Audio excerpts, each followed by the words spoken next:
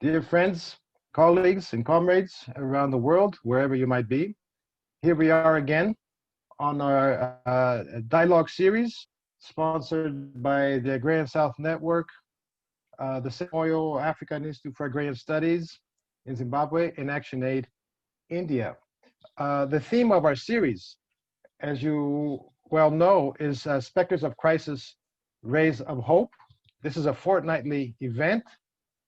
Today's topic will be on coronavirus crisis or a new stage of the global crisis of capitalism. We are very honored and pleased to have with us Professor Arturo Guillén from Mexico City. I will introduce Professor Guillén in a moment. As for Discussant, we also have today Professor Archana Prasad from Jawaharlal Nehru University in Delhi. Before we do the introductions, let me just tell you a bit more about this dialogue series. We are a tricontinental network, which has been in operation for at least 10 years now or more. This idea of a dialogue series was our response to the crisis that's been unfolding, which is as much an economic crisis already established for many years as a pandemic crisis. And this is precisely the talk today that Professor Guillén will speak to. Our supporting partners for this event are the Center for Informal and Labor Studies at JNU in India, the Institute of African Studies at the University of Ghana, the Global University for Sustainability in Hong Kong, China, the postgraduate program in World Political Economy at the Federal University of ABC in Brazil, as well as the Educational Technologies and Languages unit at the same university. Our dialogues are in English, and you can send, however, questions in whatever other languages you feel comfortable with, and within our capacities, we will translate these questions on the chat or on Facebook and forward them to Professor Guillén. So please write your questions and they will be forwarded. We are recording this session as always, and after the session we are translating these sessions into Portuguese and Spanish with subtitles, and they appear later on in these two languages as well. Yes. So without further ado on my part, let me go straight to say a few words about Professor Guillén. He's senior professor in the Department of Economics, postgraduate program in social studies at the autonomous Metropolitan University, Iztapalapa campus in Mexico City. Professor Guillén, in fact, was a professor in our university here in Sao Paulo last year. So we had the pleasure of having him with us and having the benefit of his contribution in our own program here. He's also the general coordinator of Estado Network for Development Studies. He received his PhD in economics at the Central School of Planning and Statistics of Warsaw, Poland. He has published widely on the Mexican economy, financial economics, international economy, and development theory. The author of several books. I will just, and many articles. I will just mention here the most recent one in 2015, The Global Crisis in its Labyrinth. This is the title in Spanish. Mexico in the 21st Century, Crisis and Economic and Alternative Economic Model. That was in 2010. Myth and Reality of Neoliberal Globalization, 2007. Problems of the Mexican Economy in 86. Imperialism and the Law of Value in 1981. And I believe that was the title of your PhD thesis, if I'm not mistaken. Yes, that's true. Yes, yeah. yes. And before that, even the economic planning in Mexico. So we are very pleased to have you with us, Professor Guillén. It's a great pleasure. The Professor Archana Prasad is a regular on this series. Thank you again, Archana, for being with us. Archana Prasad is professor at the Center for Informal Sector and Labor Studies at JNU in New Delhi. She was also the chairperson of this between 2014 and 2000. She specializes in research on the contemporary of Adivasi communities, on labor and resistance, on women and labor, and environmental and labor history. She is fully involved in mobilizing grassroots organizations. She is a scholar activist par excellence. She is also associate editor of the Agrarian South Journal of Political Economy. Her books have been on environmental issues and Adivasi history, such as Against Ecological Romanticism. This was in 2011. Environmentalism in the Left in 2004. The Red Flag of the Wireless, A History of an Ongoing Struggle. This is in 2017. This is a co-authored book with Sarika Chowdhury.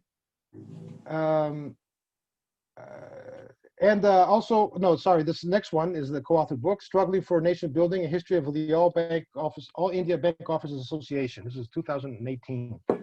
So Archana, thank you for being with us once again. And without taking further time on my part, let's move directly to Professor Guyén's presentation. Thank you very much.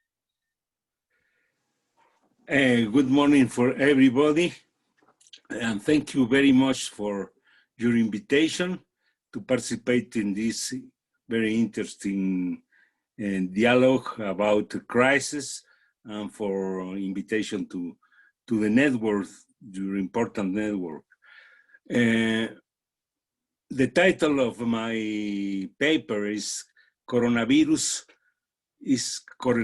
Crisis or a New Stage of the Global Crisis of Capitalism. Then the first point I want to remark is about the nature. You can put the next. Okay, thank you. The first idea I want to transmit is the following. For me, the current economic crisis is a third great post-war crisis. That means it's not a cyclical crisis as we know in the development of capitalism, but a great crisis similar to that of the 30s or the crisis at the end of the 19th century. After the war, for me, we can talk about three crises. First, the crisis of the 70s, which is called the crisis of for disaccumulation regime. It's a very important crisis, I think, because this crisis put an end to the long post-war boom and meant the transition to neoliberalism. Neoliberalism, in my opinion, is as a model, as a regime of accumulation, is caused by the problems occur during this crisis of the 70s. The capitalists, after this crisis, develop a series of processes in order to find an exit of the crisis.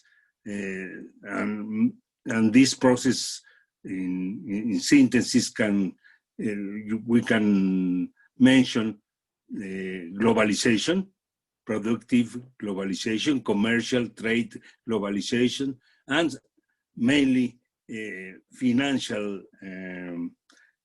globalization after the consensus of Washington. And then this is the first crisis of the post-war period. The second one is the global economic financial crisis of 2007, the subprime crisis, and you know is one of the most important crises occurring capitalism during the last years. In my opinion, this crisis never was solved sufficiently. The governments and central banks participate very actively in the economic process, and they avoid a depression similar to the 30s, but at the same time they couldn't push recovery really important in the operation of capitalism. This is the second one. And the third crisis I mentioned is the current crisis, the so-called coronavirus crisis. Many people utilize this name, coronavirus crisis. Even Donald Trump, the president of the United States, and many big functionaries or economists from the mainstream who call this crisis as a coronavirus crisis. For me, it's an ideological name, looking for to justify the crisis. The idea behind this name is that capitalism was functioning very well before pandemic appears, and then for this crisis, in his opinion, is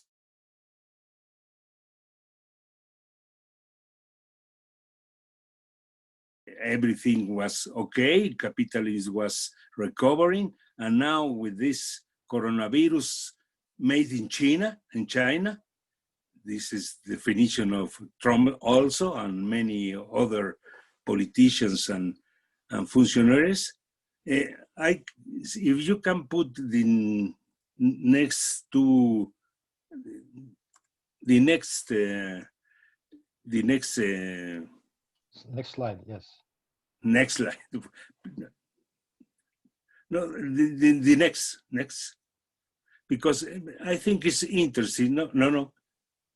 This quote of Powell. No.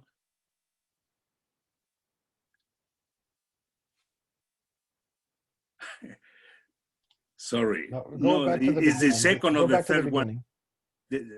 Yeah, please, from the beginning. This one. The quote. No. Next. One more. Okay. Yes. No. I think the quote. The quote. The quote before. Yeah. That's all right. Thank you very much.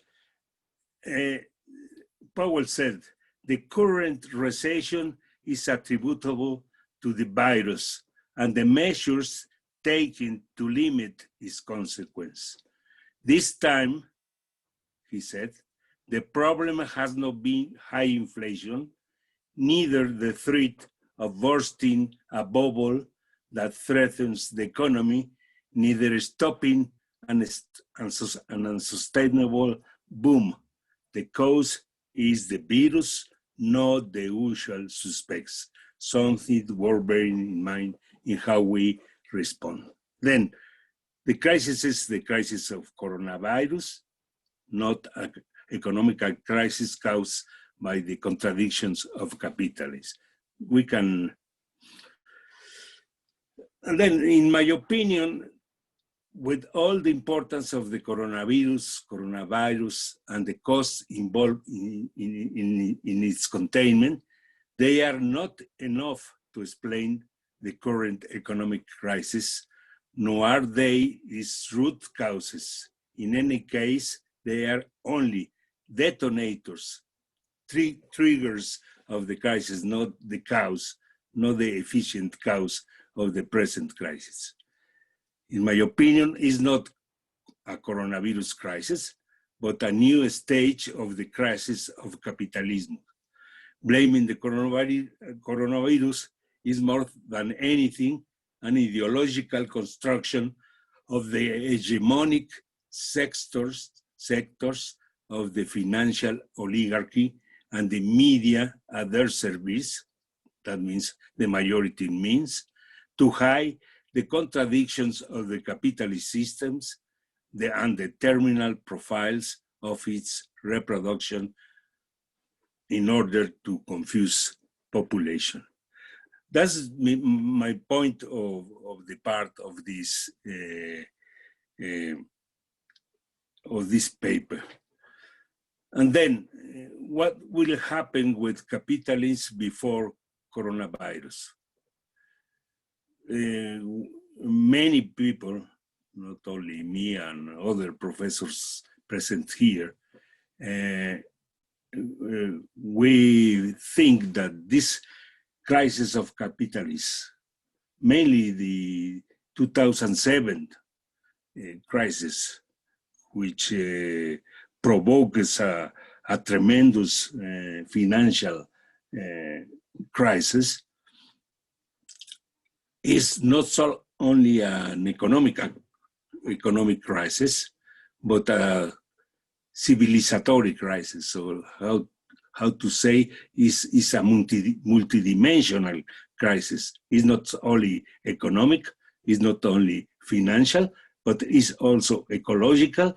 It's a crisis of energetic, the limits of energetic model based on fuels, and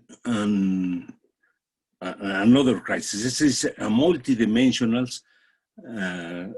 crisis which concur, which coincide on time.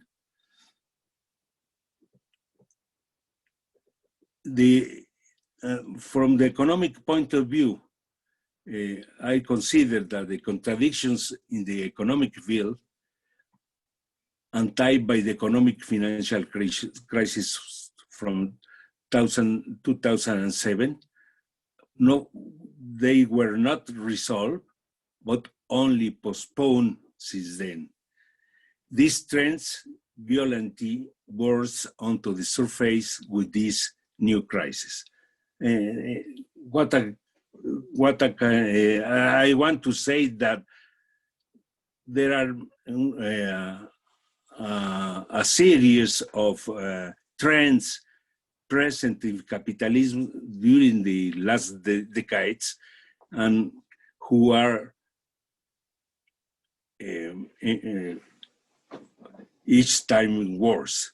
For example, I quote the following facts. First, the hegemonic decline of the United States and its growing rivalry with China and other regional powers. For example, Russia, Iran, Turkey. Turkey is very interesting to follow what is happening in this region, because Turkey is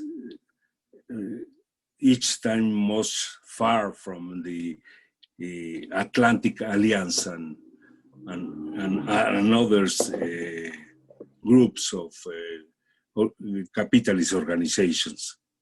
Then in the hegemonic decline as a very important factor.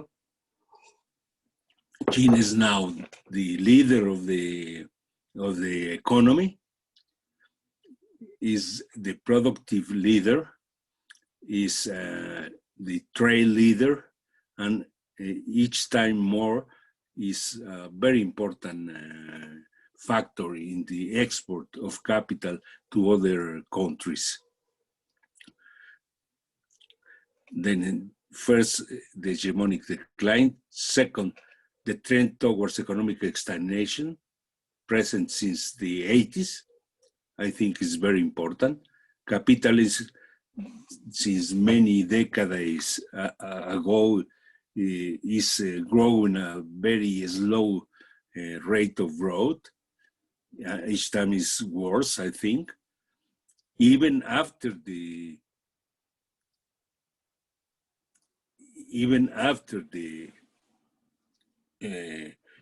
crisis of 2007. Third, the persistence of deflationary trends linked to increasing indebtedness. This is very, very clear. The rate of inflation in the United States is about 1.5%. The objective of the central bank of the Fed to rise the rate of inflation at 2% level is not achieved. And then we have in the whole system, not only in the United States, but in Europe, Japan, and other countries, persistence of these deflationary trends. Fourth fact, a process of deglobalization, which is reinforced by the growing protectionism of governments, this tendency of many very important governments of the capitalist world, the United States, Great Britain, and others, in order to try to revert the process of globalization present since the 70s. No? Now, after a very intense process of globalization during the neoliberal era, now we see a tendency to close the economies, to establish protectionist measures, etc., etc.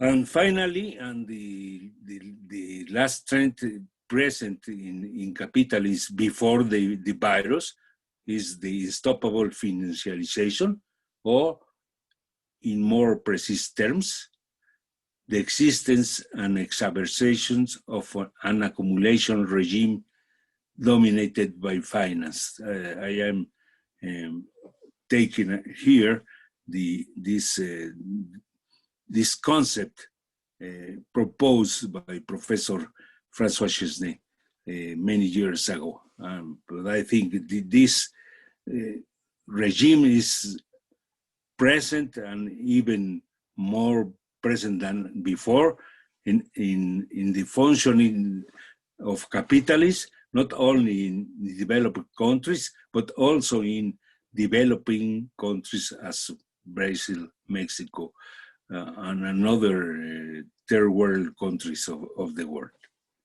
Next, please.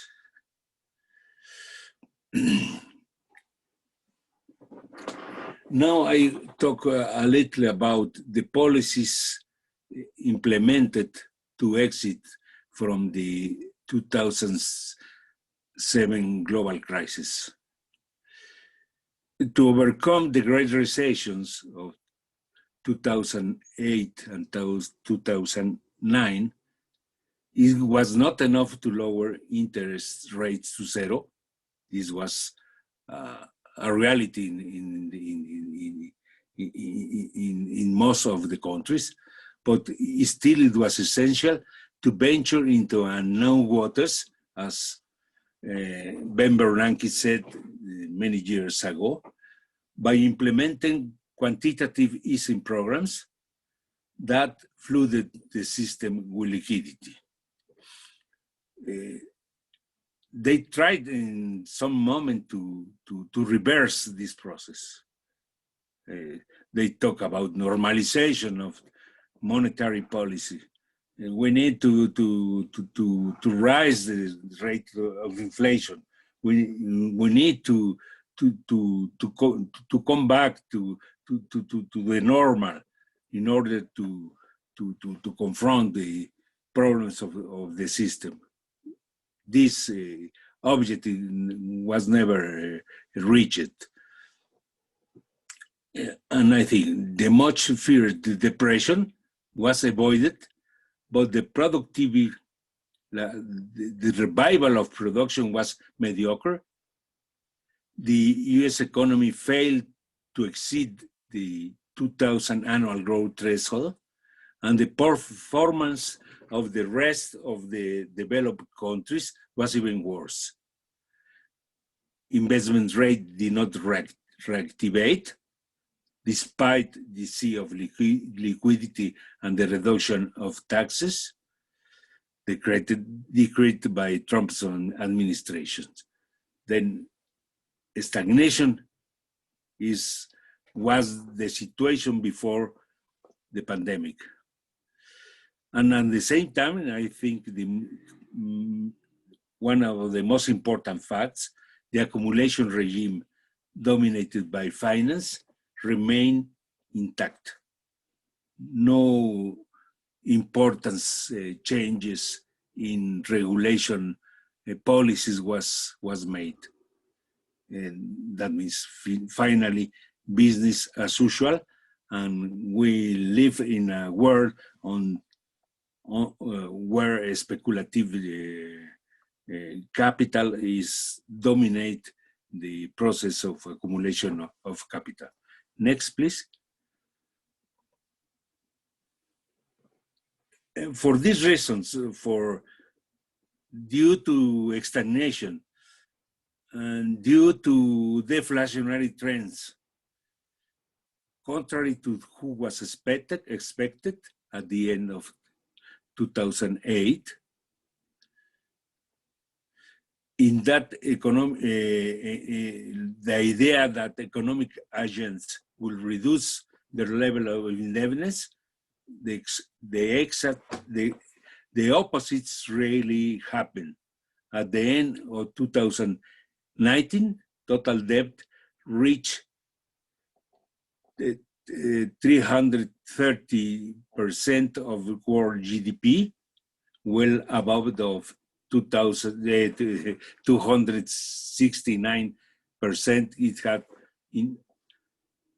in 2007. That means the level of debt now is superior at that which existed before the former crisis of 2007.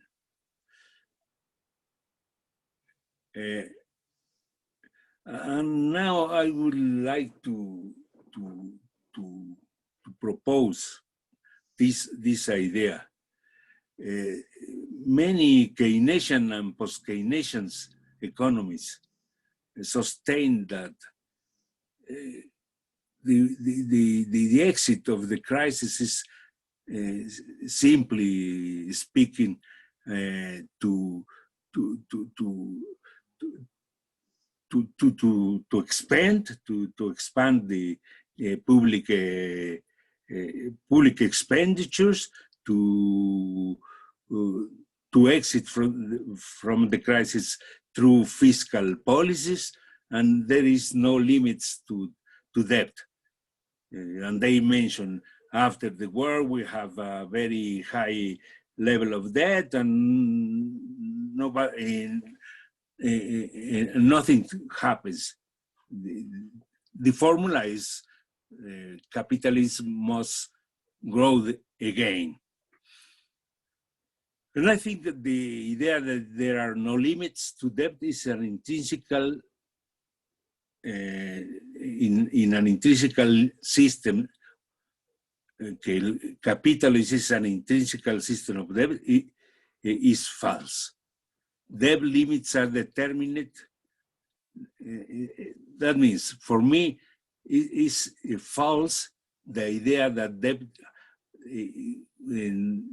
don't have limits. There are objective limits, and the main limit is the process of capital valorization, which depends finally on the production of surplus value in the production process.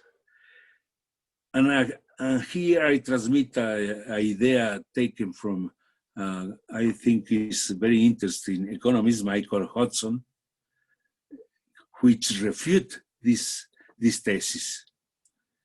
And he says, thinking that debt can grow without restrictions would be the same as believing that money is neutral, which is another way to say, as Keynes claimed, that supply creates its own demand. According to Hudson, if Keynesians say that money is not neutral, then debt is a form of money. Debt is not neutral, and then debt matters for the functioning of capitalism. It is not a process without limits, but with objective limits for its continuation. Now some ideas about the current recessions and the policies followed by the governments and central banks. Everybody knows that the present recession is very deep. World GDP will decrease, according to the IMF, it will decrease 4.4 in 2020. That means 7 percentage points more than in 2019. Is the fall more important than in the last, since the Great Depression. For these reasons, most governments and central banks in developed countries acted quickly and implemented quantitative easing. The response was very quickly in order to inject liquidity. The Fed lowered the benchmark interest rate to almost zero. At the same time, implemented both bond purchases programs totaling $6 trillion, well above the resources allocated during the Great Recession, the former Great Recession. And European Central Bank and the Bank of Japan were approved similar measures. According to the IMF, the assets added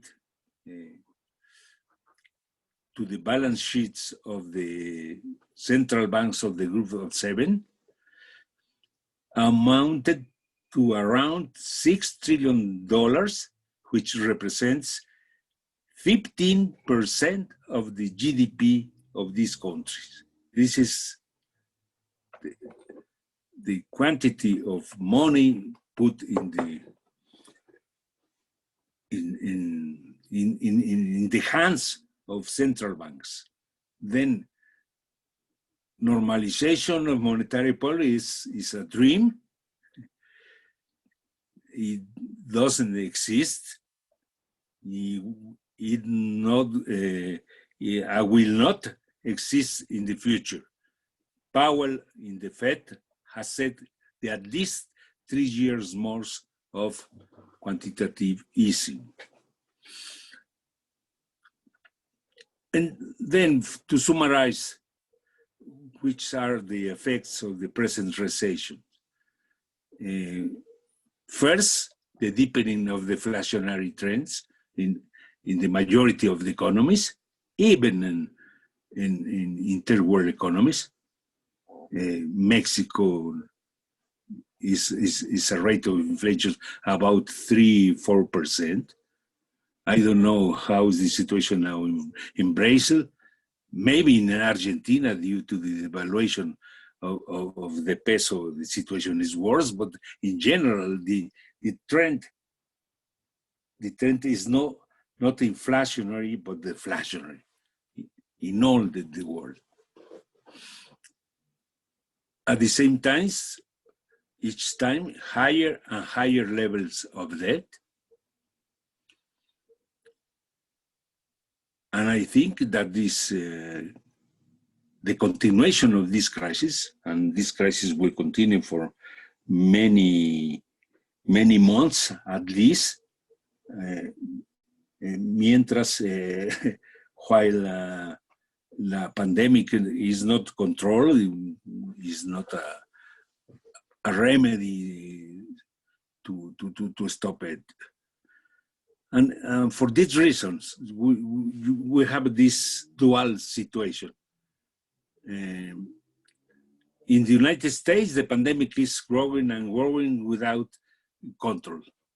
In Europe, the pandemic is reinvigorated now in many countries. The only country which really control the coronavirus is China. And at the same time, China is the only economy which is growing in this year. Not at the same level that before, but very near to the level before, about 6% a year. Not this year, but probably next year, the GDP growth in China will be about 6% as before.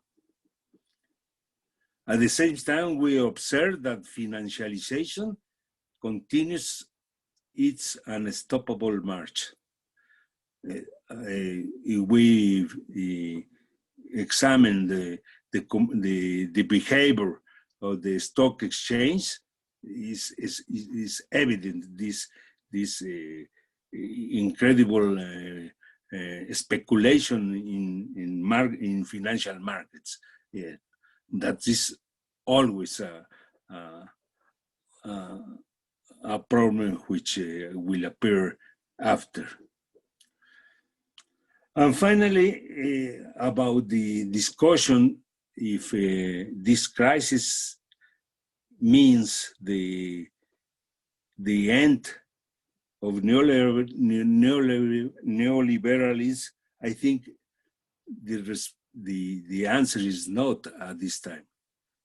Not for economic reasons, for the way of operation of monopoly financial capital, not for political reasons also, because I don't think there exists an alternative sufficiently radical and organized to confront the problems which we confront. Of course, it will be changes, but not the end of neoliberalism. And I sustain that because for me, and for many others, neoliberalism is not only a set of economic policies, but also an accumulation regime, which is based on a power structure, the power of monopoly financial capital that remains intact in all the world, even in our countries. And very rapidly, I finish with that. This is a table about GDP growth. You can see the only economy in this second quarter who is growing is China. Hong Kong, which is part of, obviously, of China, is very near of growth, and the situation in other capitalist countries. In the US, second quarter, Japan, Eurozone,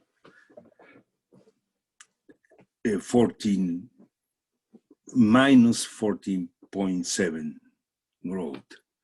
Next, please. This is the same. This is the tendency. That's, sorry, no. This one. Is GDP growth, China,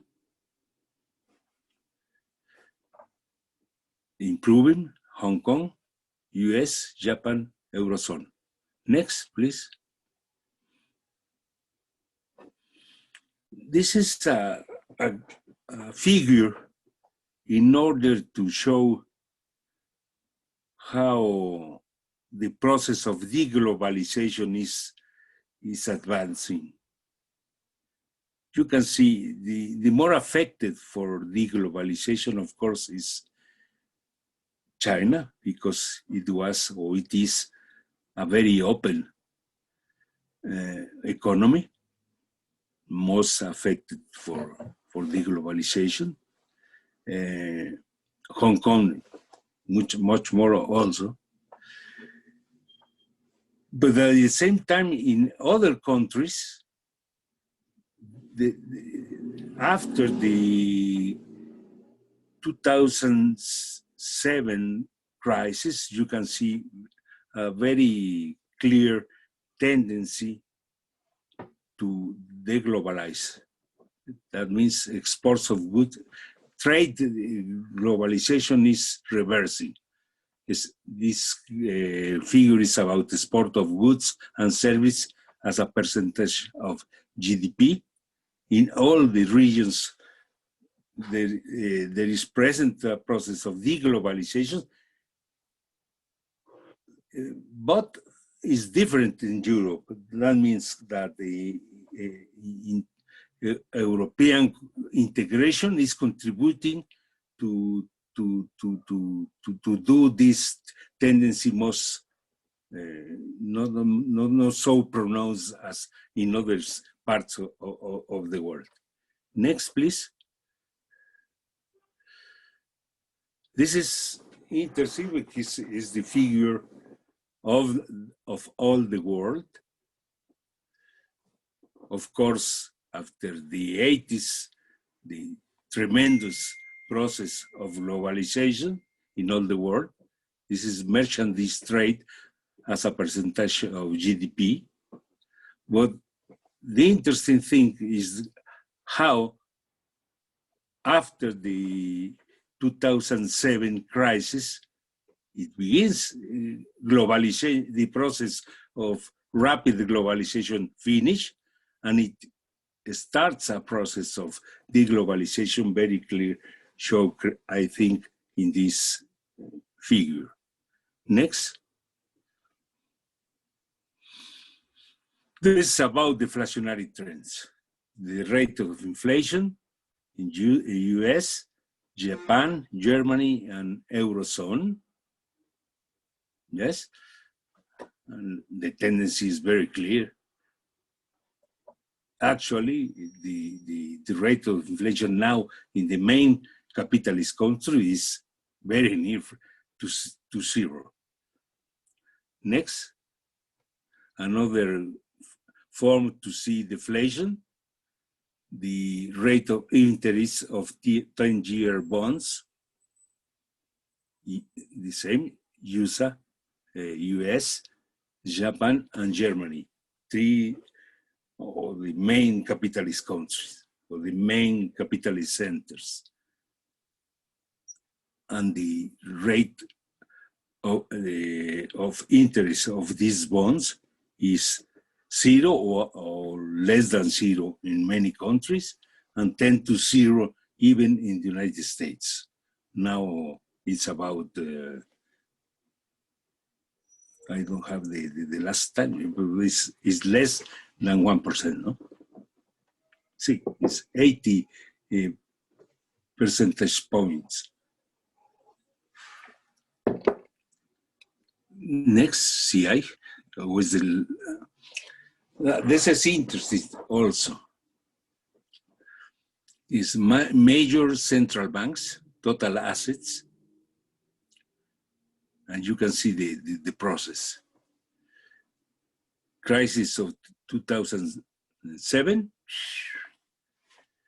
the assets in hands of central banks increase very rapidly. Then when the recovery starts, this process tends to stabilize in the majority of banks. In others, it continues. For example, the Central Bank of Europe, European central banks, it stabilized, but now, after the coronavirus crisis, assets of the banks, they increase very rapidly, even more rapidly during the former crisis. And next, that is all the banks, and you can see the same tendency, increasing stabilization, and then a rapid process of increasing total assets that continues at the present, and it will continue until the crisis is present. And then I think is the last figure. It's interesting also, is this, the last one. This is, please, the last. Percent permanent job losses in 3 periods. 2001, as a NASDAQ crisis, 2007, and 2020. And you can see how the loss of permanent jobs is now worse than the former crisis, in very important crisis of capitalism. It's true that many people is returning to work, grace to these measures of reduce the how do you say in English? They are coming to work, but not at the same rate. That the situation now is worse, I think, is worse than the former crisis. But that's all, and thank you very much for your invitation, and I hope we can exchange some ideas about this paper. Thank you very much indeed. Thank you, Arturo. Thank you very much indeed for a broad picture of the main tendencies that have been ongoing for many years now in the evolution of the new liberal regime. Yeah, we will come. I have so many questions myself that and comments that but I will just refrain, of course, and I will give the mic to Professor Archana Prasad to provide her own comments before we open up for a larger exchange. Thank you, Archana. So I think that Professor Guillén provided a really good account of the structural changes and the crisis within capitalism. I wish some more of my students had been attending to listen to that account. It was really very interesting account and something that we're not totally unfamiliar with, but many of our present generation is quite unfamiliar with. And I'd like to sort of raise a couple of points which will make the professor sort of explain a little more some of the issues which I think he could not explain because of the length of the presentation. And apart from that, I'd also like to raise some issues that maybe he could respond to, especially taking off from some of the slides that he showed in the end and some of the comments, the very, very interesting comments that he made about the limits to capitalism. So the first point that I like to take off from is, I think one of the central pieces of the argument that Professor Guillén made was that the loss of hegemony of the US. And I'd like to sort of ask him how he sees the world order. I'm saying post-pandemic only because the pandemic has worsened the crisis to a large extent and exposed the crisis to a large extent. I tend to agree with him that the crisis was obviously there and coming.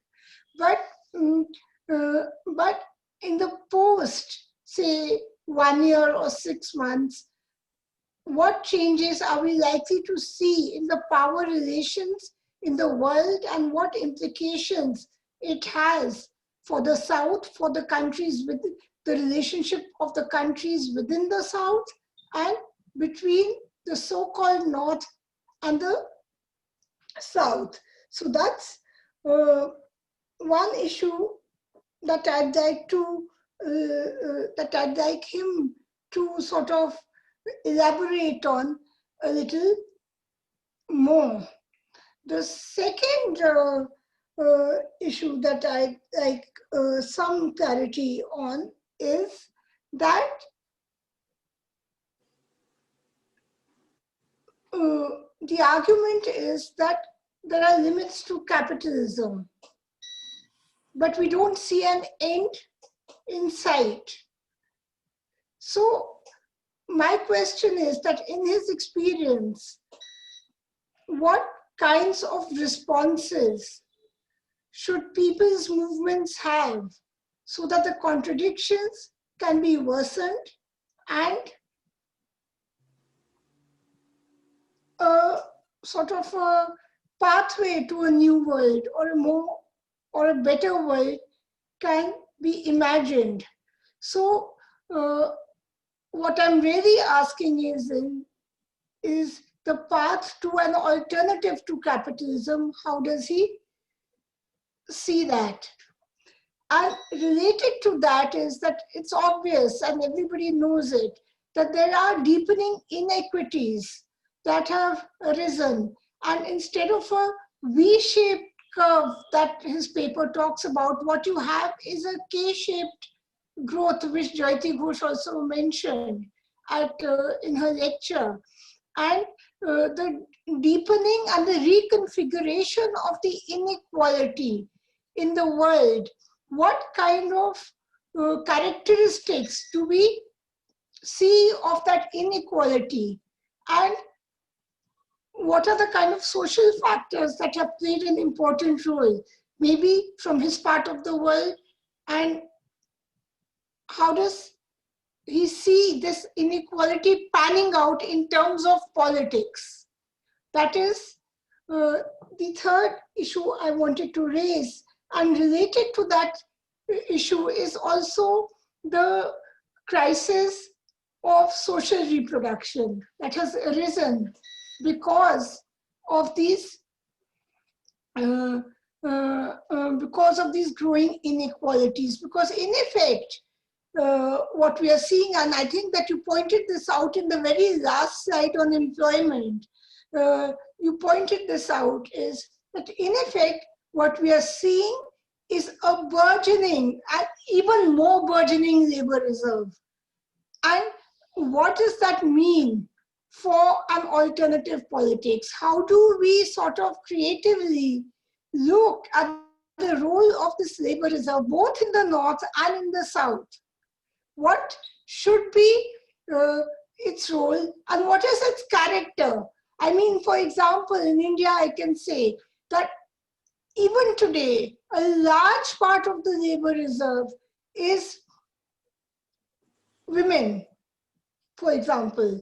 For example, the lower castes or the most marginalized, historically marginalized people are really at the most deprived end of the labor reserve. So the point that I'm making is this kind of tendency over maybe the last 2 decades has seen the growth of a lot of identity politics, which also has its limits. Yeah, because the crisis throws up a whole lot of identity politics and various kinds of political formulations.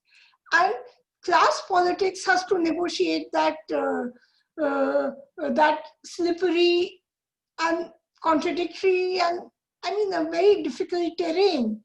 So what are the sort of vision, what kind of a class movement? Do you think that the class-based movements themselves need to reinvent themselves in order to respond to this crisis?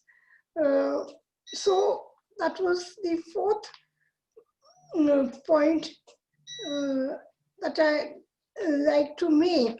And lastly, I think there was one slide and one point where you mentioned the energy crisis with the economic crisis.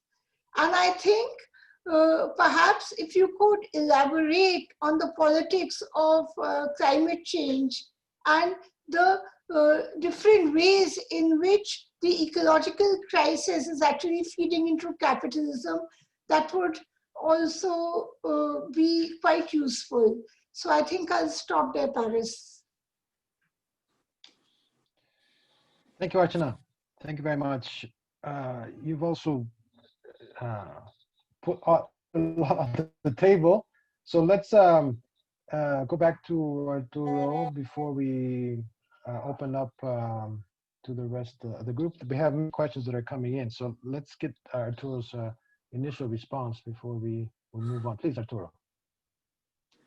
I respond? Me? Paris? Yes, Arturo. If you want to respond to if you want to respond to Archana, in minutes, then we can open up for the questions coming in now. Thank you. Okay. If I understand well your point of view, I think it's mainly about what responses we can do to this catastrophic situation in our countries, mainly in the South, no? If I understand well.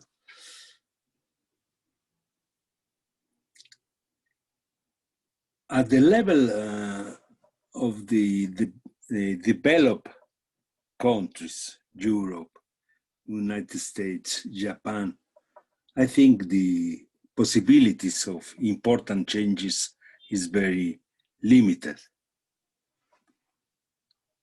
And in the United States, even if Biden win the elections, I think the possible change is very, very limited. Is a person very close to Wall Street. I don't think there will be many changes in terms of neoliberal policies. Maybe some social response, some social programs to reduce the effects of the crisis, but not more than that. We don't know what will happen with the movement around Bernie Sanders and the young representatives of Democrats, so Ocasio-Cortez and others representatives. We don't know which is the future of these movements. So Black Lives Matters. they are very important, obviously political movements, but I think we cannot wait very important changes in the neither in the political outlook, neither in the economic policies. About the South, I think I talk about Latin America. I don't know, and I prefer not to comment without knowledge the situation in other countries, India or other continents. But in Latin America, I think we observe two main types of movements which can change some things in Latin America. On one side, the rise again of some left governments or reformists or populists, if you want, governments in Latin America, Mexico with López Obrador, Argentina with Fernández, and now Bolivia with the triumph of mass. I think for our countries it's very difficult to construct an alternative agenda to exit from the crisis, because all our countries are part of this network of financial globalization, and is the main how to say, is the main change which limit the possibility of change of these governments. And it's a fight I think is very important. And for me, the capacity of this government to change depends, of course, of the capacity to construct a new hegemony in the power, because the dominant class is, as in other parts of the world, is the financial capital, and it's not easy to exit of this network of which globalization provokes in our country. This is one part. And on the other side, there is a growing increase of movements at the local level in all our countries. The peasants, people from the cities,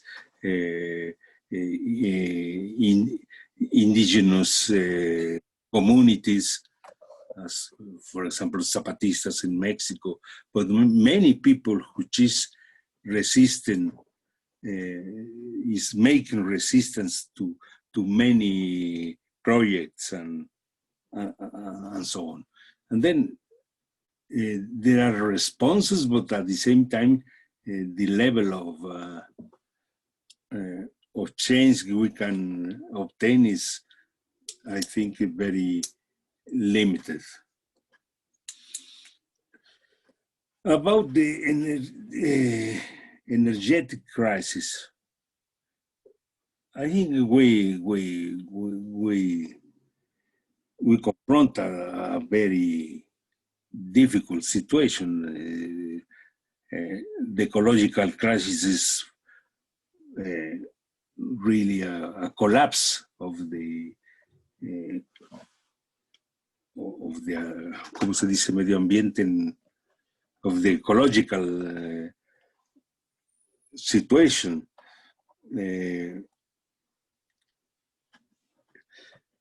Of course, the fuels is a resource without possibility of of continue, es un recurso limitado, como decimos en español, es un recurso no renovable. Petrol will, petrol resources, they have a limit very precise, and at the same time, this situation provokes more ecological problems, because to increase fuels production implies more ecological problems, fracking, etc., etc. And then, of course, the ecological fight is lucha ecológica is very important, but at the same time, it requires a transformation of power.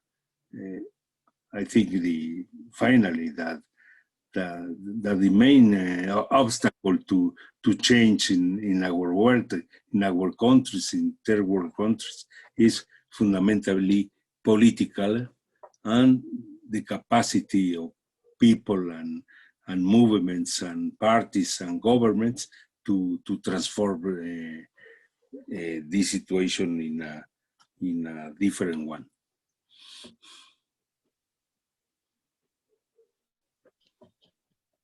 Thank you, Arturo. We have a number of questions that are coming in.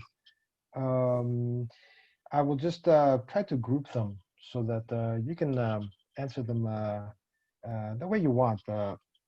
Some of them are quite similar, others are very diverse. One question by Bill Martin, for example, refers to the divergence between the North Atlantic, US and Europe, and Northeast Asia, China, and so forth. Bill Martin says China stands out given the configuration of state finance and private capital, which breaks with the conceptions of the North Atlantic economies and ideas.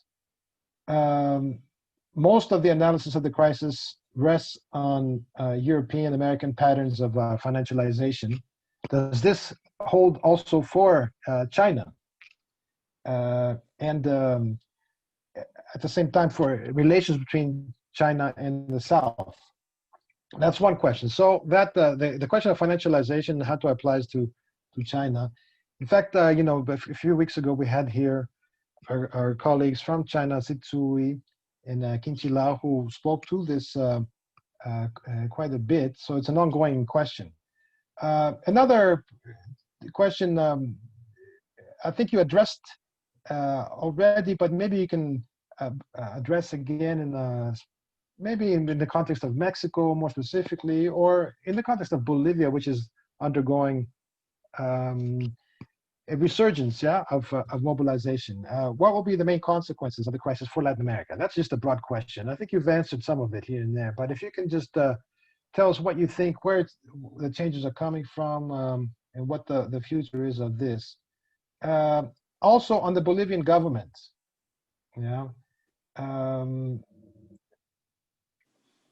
what do you advise the Bolivian government, the new Bolivian government, given that it has to impose austerity or consider austerity measures as a result of the debt burden they are facing? What are the policy alternatives? So that's a specific question to regarding indebted countries, and Bolivia in particular, which want to go a different direction. Then this is by Hibis Casa, this question. The previous one, general question on Latin America, was by Brianda Rubio. There's two questions similar by Aaron Garcia and Domingo Alvarez. What can be done about the economic situation? I think it goes back to the same, given that there's a debt trap generally. How do we exit from this trap and from this economic disaster? And there's more questions, but let me just I don't want to put too much on this round. We'll come back, okay? Then I answer? Okay. Well, about China, I can tell some things. Of course, there is a relationship between China and the rest of capitalist world. One author talk about codependency. There is a symbiosis between China and the United States.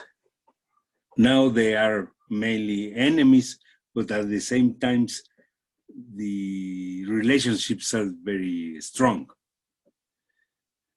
China economy has depended of the United States in many things. And at the same time, the United States depend a lot of Chinese economy and in general, the economies of the third world, mainly in terms of rate of profit,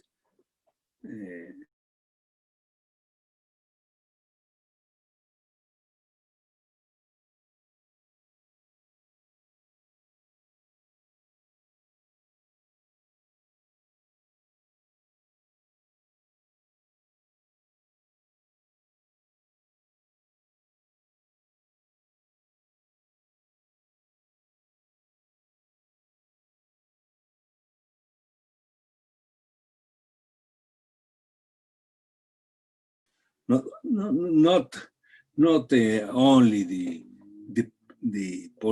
macroeconomic policy, as for example, new development is sustained, how to change the rate of exchange, the exchange policy, the monetary policy. These are important macroeconomic policies, but the main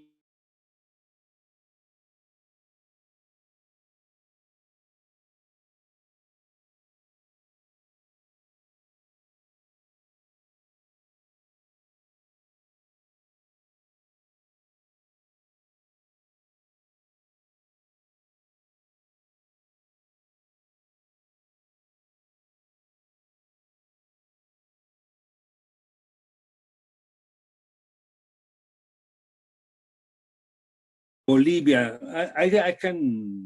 I would like not to talk a lot because I don't know inside what is happening inside in Bolivia. I am very happy with the triumph of mass. I hope that this government will at least reinstall some of the policies implemented by Evo Morales. But I don't know exactly what is the situation of Bolivia. You mentioned, Paris, the problem of debt. I don't know in depth. I don't know very well what is really happening with the problem of debt. But of course, it's a big problem in general in our countries. And mainly now, inside of this crisis and this pandemic. Only I will say two things. First, I think our countries must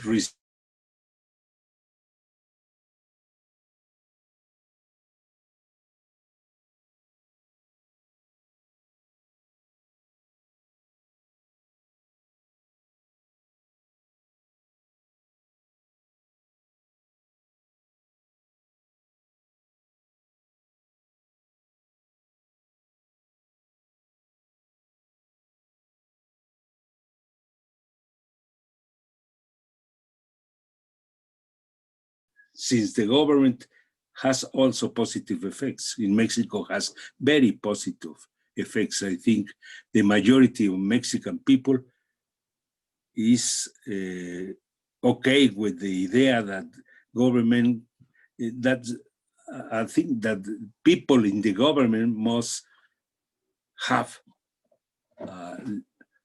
a salary according to the situation of the people. And they saw very positive the idea of austerity in the government. But at the same time, it has the other problem. You need to expense more in wealth. Neoliberalism destroyed all the wealth system during 30 years of government, etc., etc. And then, first idea I want to transmit for me is not correct. It is not necessary to increase more the mainly the external, the foreign debt. Internal debt is another matter. Maybe it is necessary to increase deficit and to increase debt. With what limits, I don't know, but more debt internal is, I think, a good policy. More external debt is the worst policy we can follow. Is to come back to lost the decade of the 80s.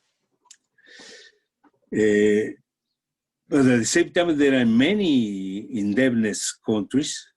I think for the third world, again, the idea to cancel debt is necessary to reformulate. No?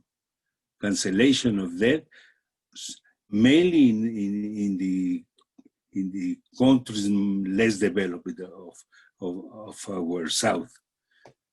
This is my opinion about these points.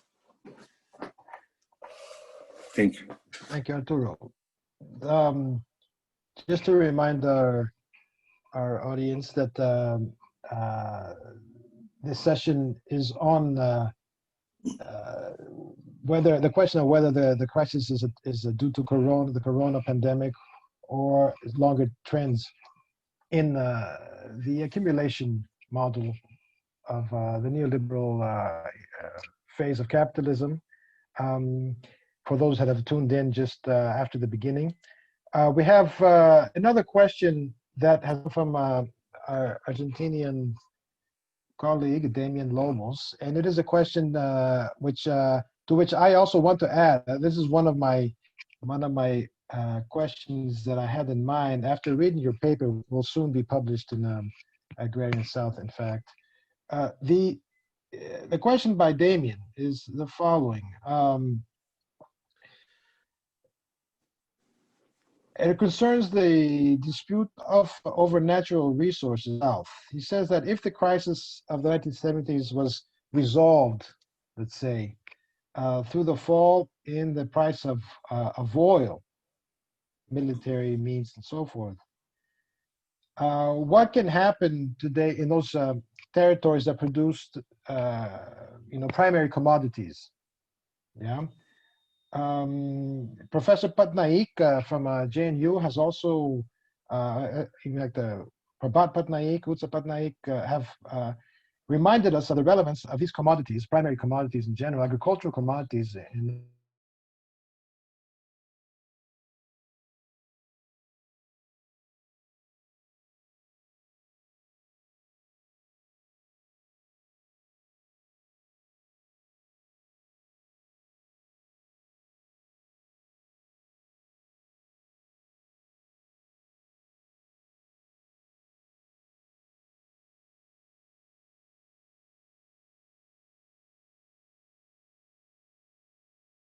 of deflation today. Yeah. Yeah, I think you mentioned it. The activity of central banks, which is has no precedent, the quantitative easing and so forth.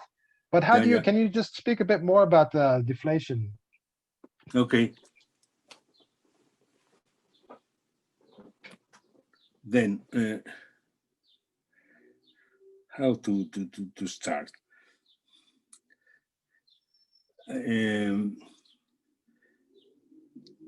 First, deflation was a concept forgotten during many years. When people talk about deflation, they were thinking in the depression of the 30s. Then there was deflation. Now the problem is inflation. You see, we live since the 70s of mainly this idea of proposed by mainstream economics that the problem was inflation.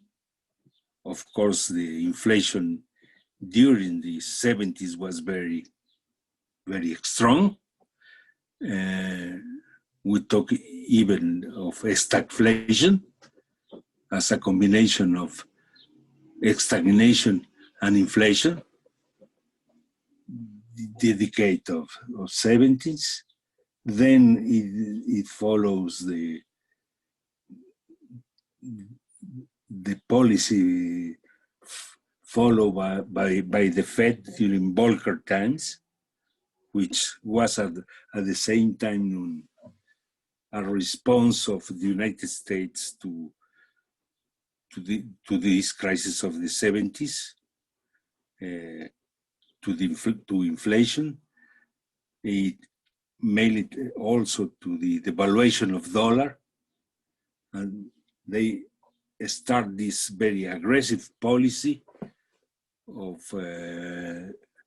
augmentation of the rate of interest in order to stop inflation and at the same time to avoid more devaluation of the dollar. No? That was 80s, and since then the fight against inflation was the center of the economic policy in the main capitalist countries. No?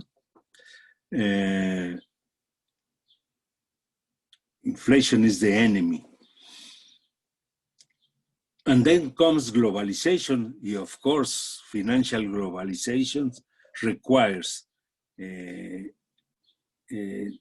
control of inflation.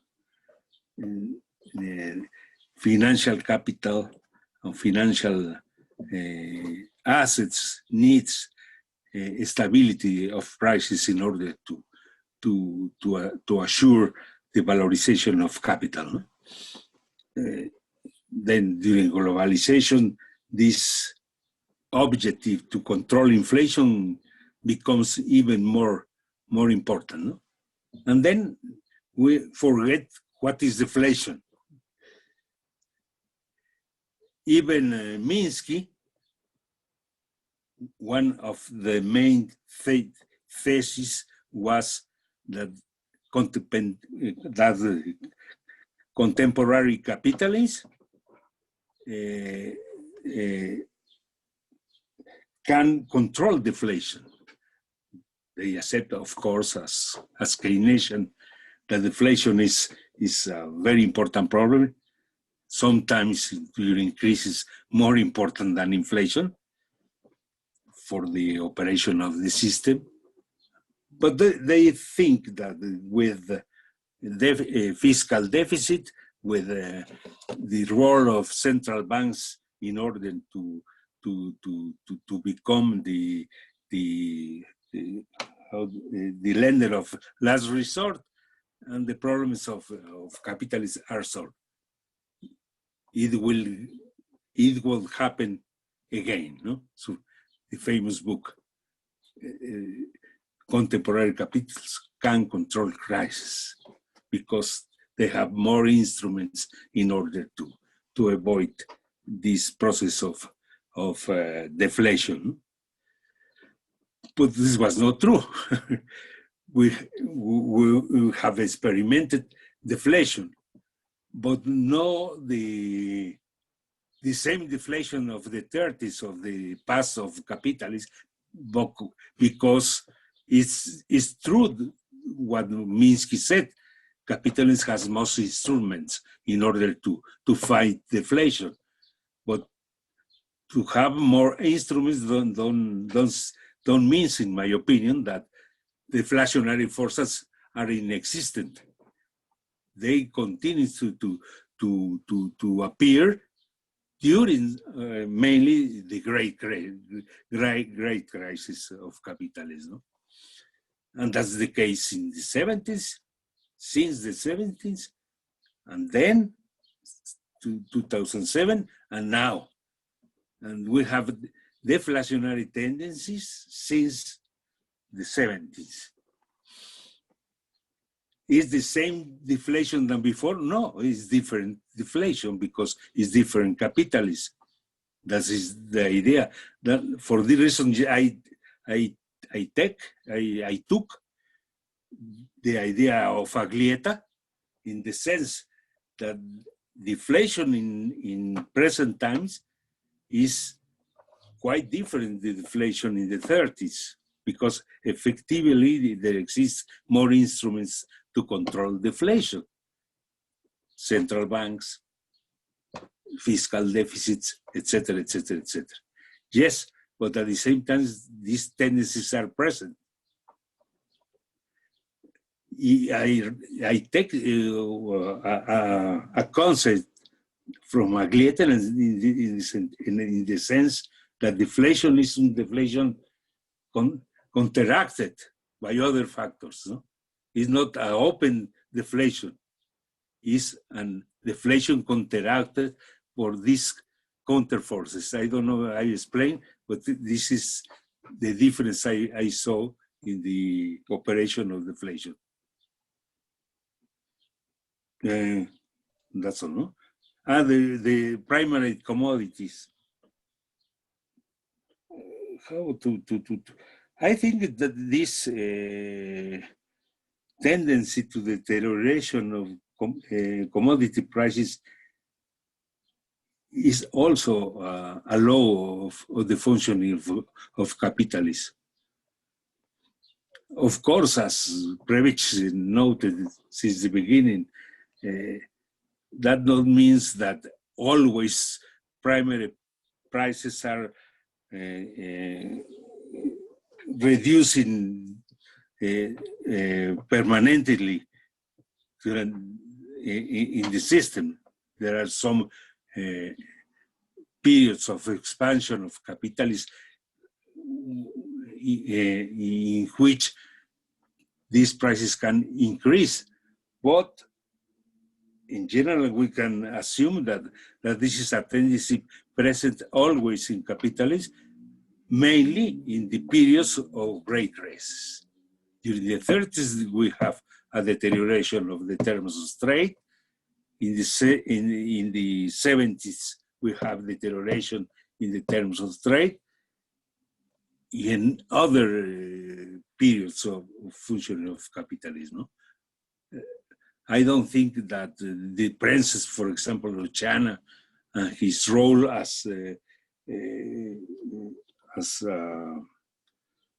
main, ¿cómo se dice? Comprador en inglés, sorry. Buyer. As buyer of primary products means that this law does not operate more. Your colleagues in Brazil think so. They think that the relationship with China will permit Brazil not to confront the deterioration of terms of trade. That is not true. Even China confront in some coyunturas and some conjunctures this process. No? Thank you, Arturo. As far as the questions are concerned, do any of our panelists here have any questions, or any other participants in among the attendees? Do we have any further questions?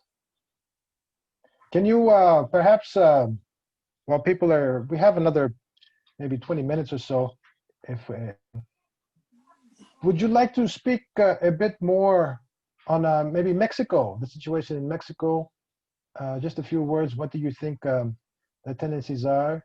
with López Obrador and the possible change of government in the U.S.? How the new trade deal? How are these things working out? Mm-hmm.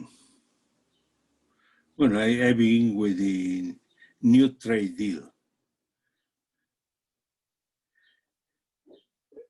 First, of course, this new trade deal signed with Trump's administration is worse than the first one. Is more limited to Mexico because it's more protectionist. It is inside this general strategy of Trump trying to recuperate some activities to the United States to deglobalize the American economy through this trade. Then it is worse than the former. What is the problem? López Obrador is a government of change, I think so. There have been very important change in political terms and also in some policies, economic policies. But what is the situation? During neoliberalism, the trade deal was very negative in many aspects to the function of the agricultural sector, to et cetera, et cetera, et cetera. Many regressive changes in the functioning of the Mexican economy, disarticulation of the productive system, and so on and so on. But the problem is that the only dynamic sector existing in Mexico after neoliberalism is this export sector. That means the export autos, the auto parts, etc., etc. And then not to sing the deal will mean would mean to close the only sector which was dynamic in the American economy. Of course, it is necessary to apply other kind of policies in order to recover autonomy, but it was very difficult for López Obrador in the context of our country not to sign the trade deal. Then López Obrador is the enemy of the Mexican oligarchy, not now. He's the enemy of the Mexican oligarchy since many years ago. That is the reason because he was not president in 2006. It was a fraud. He won the election and the oligarchy organized through the government, neoliberal government, then Vicente Fox and then Calderón, to avoid that López Obrador arrived to the power. And then it's a government who has a very high level of support of people, even now with pandemic, even now with a political war declared by at least one part of this financial oligarchy, which is the hegemonic fraction of the bourgeoisie in Mexico, which is against the government of López Obrador, at least some sectors. So I would say one part of the oligarchy said that he can collaborate to invest in some projects, and the other one is properly speaking with the media, the majority of media, salvo some newspapers like La Jornada, or some radio stations and television stations, 1, 2, 3, but the rest, the majority of media are against López Obrador government. There is a political war against the government of López Obrador. But even in this context, now the support of López Obrador is about 70% of the population. That means a lot, I think, because with pandemic, with economic crisis, with political fight, the support of the government is very, very high. Which is, in my opinion, the main merit of the government of López Obrador? The decisions to separate economic power from political power. That means the political power was completely atrapado, como dices in English, atrapado, capturado. The political power was captured completely by the financial oligarchy. It was not only the dominant class. They captured the state since Salinas de Gortari, Vicente Fox, and Felipe Calderón. There is no separation between political power and economic power. Not even political power and narco negocio. It was a conjunction of interests of oligarchy, narco, etc. Now they are a clear line of separation. One is the political power and the other one is the economic power. Of course, that is a process, but there is a decision to break this situation. No? And in my opinion, is the main merit of this administration. Thank you. I would have one more question, but let me go back to Archana. Archana, would you have any new questions for the comments? I don't really have a question, but I just wanted to pitch in by saying that Professor mentioned that the financial oligarchs have taken over political power. Perhaps that's the recipe for fascism, contemporary fascism. And I think that the contemporary crisis of capitalism cannot be sort of seen as divorced from that, because capitalism is also surviving with the brute military power and the force that it is using on the multitude of the working classes. So I just think that, again, let me reiterate, I think it was a very good class for me on the world political economy. But I also think that the second leg of it, which is the people of these countries and their relationship with each other and the kind of new internationalism that is needed to sort of oppose this emerging nexus, I think we really have to think quite seriously about that. It's not as if, because the Indian ruling class itself is so international or global that it has tie-ups with the ruling classes of the North and even many other countries.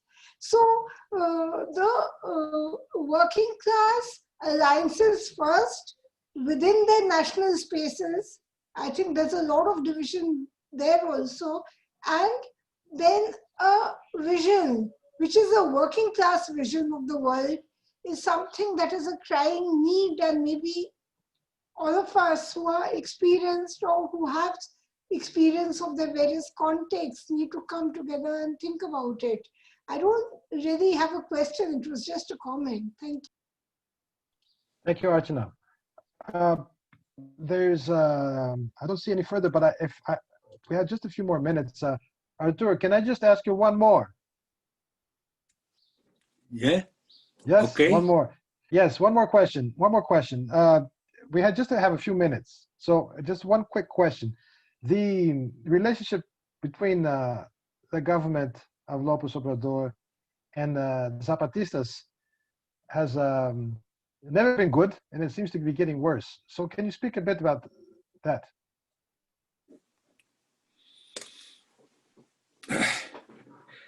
Difficult question. No, of course, there is no good.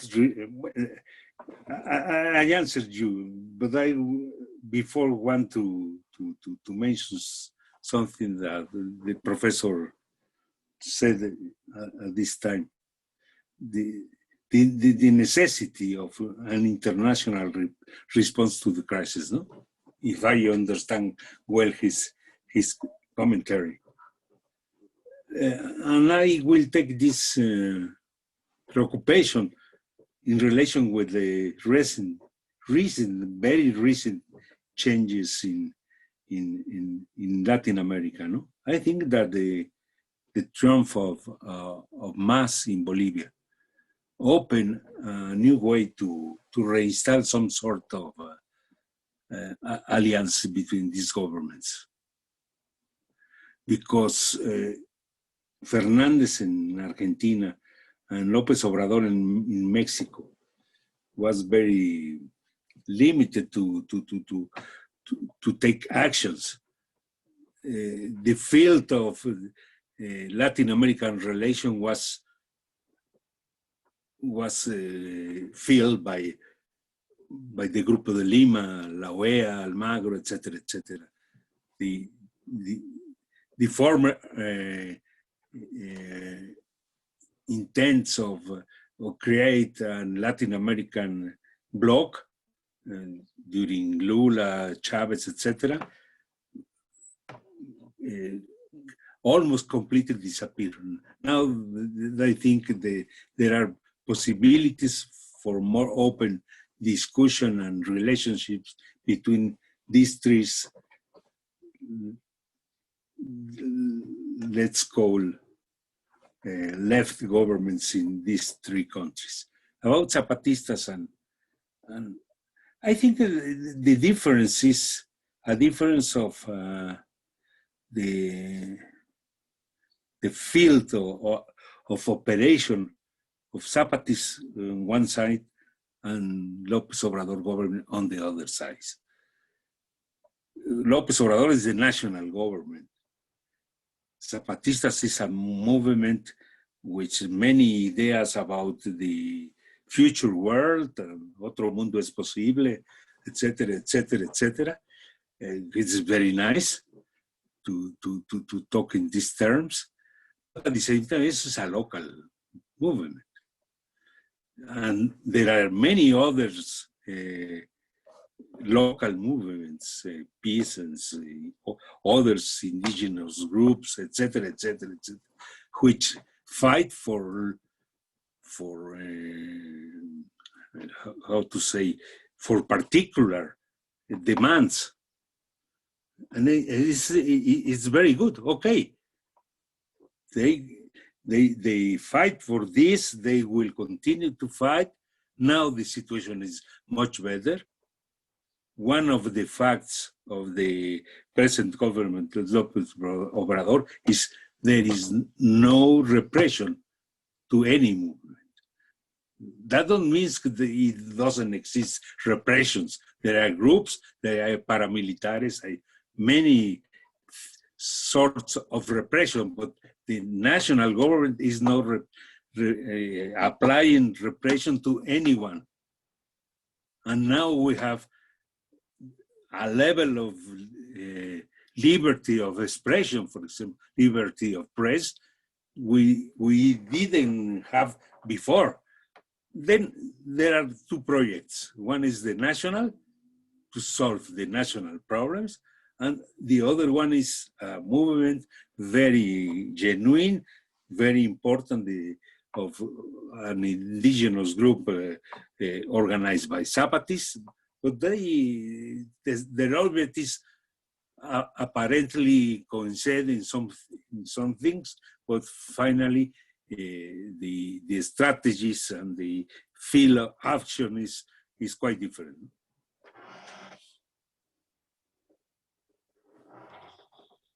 Thank you, Arturo. Thank you very much. Again, thank you very much for the invitation. Yes, it's always good to see you.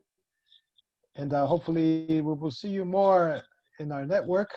As you know, we of course. Beyond these series, we have a journal, and we try to promote a debate, systematic debate, which is tricontinental but also global at the same time. So thank you very much. It was really wonderful to have you. It was illuminating, and it added to our discussions a dimension that to this date we have not had in terms of the Latin American side, as well as your own views on the world political economy. Yeah, we've had this type of debate already with Prabhat Patnaik, with Sitsui and Kinchin Lao in China. So we do have, and also Jayati Ghosh in India. So we have quite a robust debate on the tendencies in the world economy today. So to this, you have contributed in a very illuminating way, and we hope that you will stay with us in the coming years. Yep. Of course, I will be. Thank you very much. So let me just thank our supporting partners who I had mentioned earlier, and especially our tricontinental logistics team, which has always manages to do such an excellent job in putting this together. That includes Joseph Matai in New Delhi, Nabajit Malaka also in New Delhi, Asha Chowdhury Priyanka Kula in New Delhi, Freedom Mazwe in Zimbabwe, Julio Cambanco here in Brazil.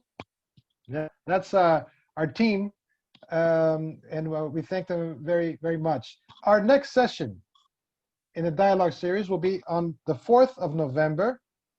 That is one day after the US elections. Yeah, and we will have with us Professor Beverly Silver from Johns Hopkins University, who is also the director of the Giovanni Arrighi Center of study of global world affairs, who will speak on the U.S. elections and the crisis of global capitalism. Yeah, so let's put that in our agendas and meet again in 2 weeks to discuss the fate of our great and declining superpower. Yes. Okay. Thank you very much to all. Take care. Bye, everybody. Bye-bye. Thank you so much for all panelists and attendees. Thank you.